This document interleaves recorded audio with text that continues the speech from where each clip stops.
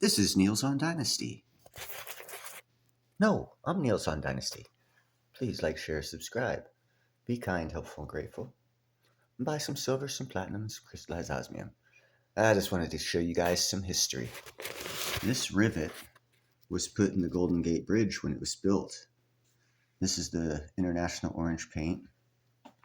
We had to snap it off because we replaced them with bolts. But I got like 9 of them. That's not what this is about. It's not even about kitty cats. This is back to kind of sort of Ethiopia, more Egypt-based crap. Anyhow, here we go. Let me turn the volume up here so we can hear what they're saying. Maybe about 8-10 minutes, maybe. Let's see here. Gonna start off with first off, Discover Tube. Ethiopian just shut down Nile, or Egypt just shut down Nile River forever. Then this happened. A bunch of clickbait. This is a start. It says imminent crisis. Why did Egypt restrict access to the Nile? Blah, blah, blah, blah, blah. We're going to go to here because this is the important part. Ethiopia remains steadfast in completing the dam. The GERD crisis underscores the need for equitable water sharing agreements and sustainable management of transboundary rivers. Without cooperation, the risk of conflict and regional instability remains high. The GERD highlights the delicate balance between development and resource security in a region where water is becoming increasingly scarce. Egypt's water security strategy, the Parallel Nile Project. Egypt's water crisis has led to the conception of an ambitious engineering project known as the Parallel Nile Project. This plan aims to create an artificial river running parallel to the natural Nile to increase water distribution efficiency and mitigate shortages. The goal is to harness water from Lake Nasser, a reservoir behind the Aswan High Dam, and channel it through a man-made route to irrigate new agricultural areas, support urban centers, and ensure long-term water security. The project involves extensive hydrological studies to determine the best path for the new channel. Engineers consider factors such as elevation, slope, and proximity to existing infrastructure. To minimize excavation costs, the route is designed to follow natural land contour, allowing gravity to aid water flow. The channel will be lined with concrete to prevent seepage and maintain consistent water pressure. The Parallel Nile Project has the potential to provide an additional 15 billion cubic meters of water annually, which would significantly support Egypt's growing population. By 2050, the population is expected to reach 150 million, making this additional water crucial for sustaining agricultural productivity and urban water needs. The project could also generate hydroelectric power through turbines installed along the channel. Have you heard about Ryoko Pro? Renewable energy source to boost Egypt's electricity supply. However, the project is not without challenges. The estimated cost exceeds $5 billion, requiring substantial investments from both the government and international partners. Maintaining the artificial river will also demand continuous funding and technical expertise. Moreover, diverting water from Lake Nasser raises concerns about the reservoir's long-term viability and potential environmental impacts on downstream regions. Experts have mixed opinions. Some believe the Parallel Nile Project is a necessary innovation to secure Egypt's water future. Others argue that the focus should be on water conservation, modern irrigation techniques, and desalination technology. Balancing large-scale infrastructure projects with sustainable water management practices may provide the best solution to Egypt's water crisis.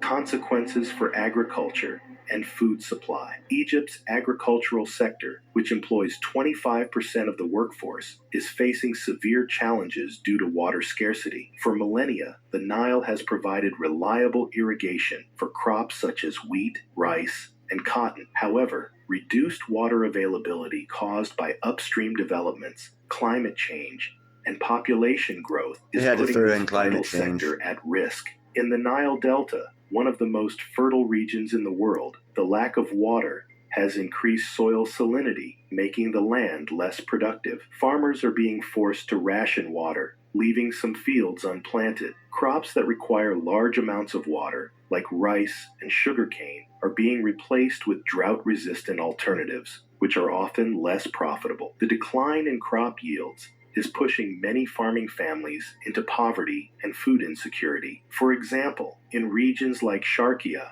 and Dakalia, farmers report a 40% drop in rice production. Livestock is also suffering due to a lack of drinking water and fodder. As a result, Egypt has become increasingly reliant on food imports to meet domestic demand. This reliance strains the national budget and exposes the country to global market fluctuations and price increases. The government is attempting to mitigate the impact by promoting modern irrigation techniques like drip and sprinkler systems. Efforts are also being made to introduce more drought-tolerant crops and improve agricultural efficiency. However, these changes require time, education, and investment that many small-scale farmers cannot afford. Experts warn that if water scarcity continues, Egypt could face a significant food crisis by 2030. To ensure long-term food security, Egypt must adopt sustainable water management practices, invest in agricultural innovation, and strengthen regional cooperation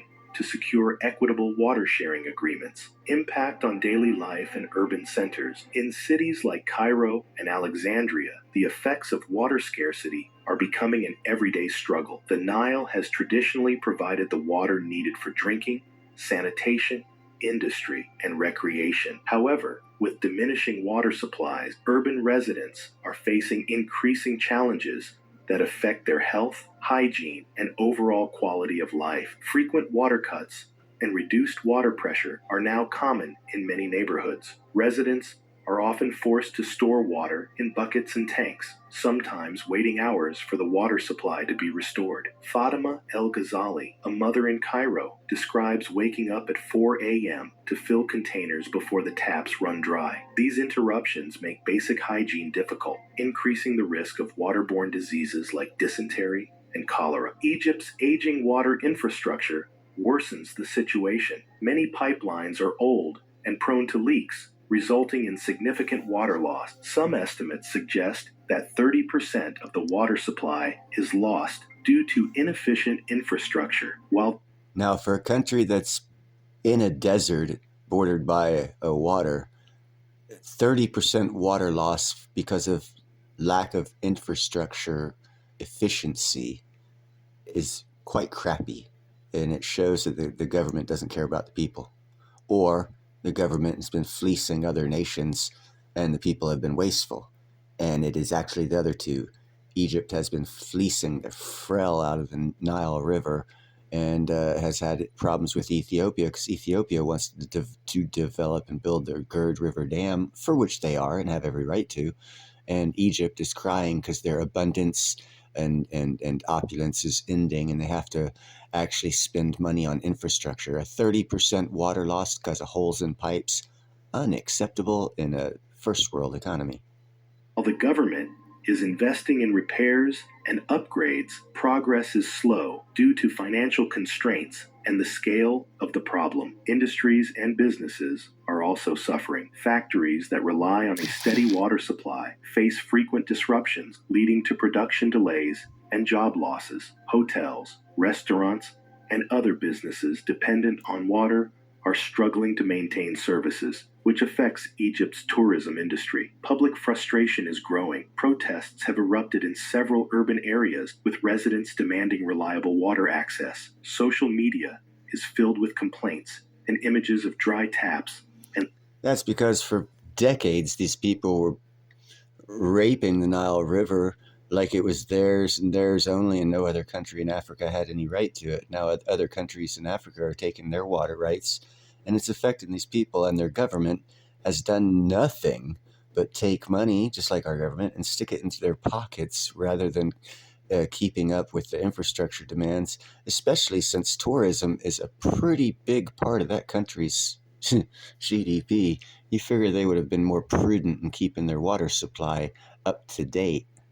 and long new offline instant translator just dropped distribution. The government has launched awareness campaign encouraging water conservation, but these efforts have had limited impact. To address these challenges, Egypt is investing in desalination plants and wastewater treatment facilities. While something they should have already had. Promising, these solutions are costly and energy intensive. Sustainable urban water management and infrastructure improvements are essential to ensure a reliable water supply for each. Anyhow, you guys get the point of the message. Don't go vacation in Egypt anytime too soon and expect to have a decent water supply to take a shower, use the bathroom, or drink. They're going to have problems for the next probably 4 to 5 years, and that's if they do the right thing. Now, if they do the wrong thing, they're screwed. Long term, short term, they can recover a little bit, and then they'll go back down. The discovery of water in Libya, the southern desert of Libya, is something I was expecting these people to talk about, but they have not, because they were talking about this parallel Nile River coming from some lake. And of course, lakes dry up if they don't get constant rainflow in the area.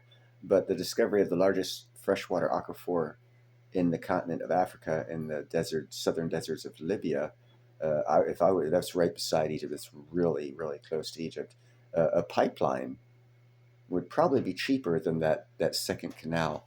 But heaven forbid that I tell Egypt to talk to their neighbors and get cohesive relations with them to tap into the largest freshwater reserve just discovered in the Sahara Desert in Egypt's neighbor's backyard. But, maybe they are talking about that as a cheaper way other than this second Nile they're talking about. But anyhow, you guys have a nice night. Enjoy the new year.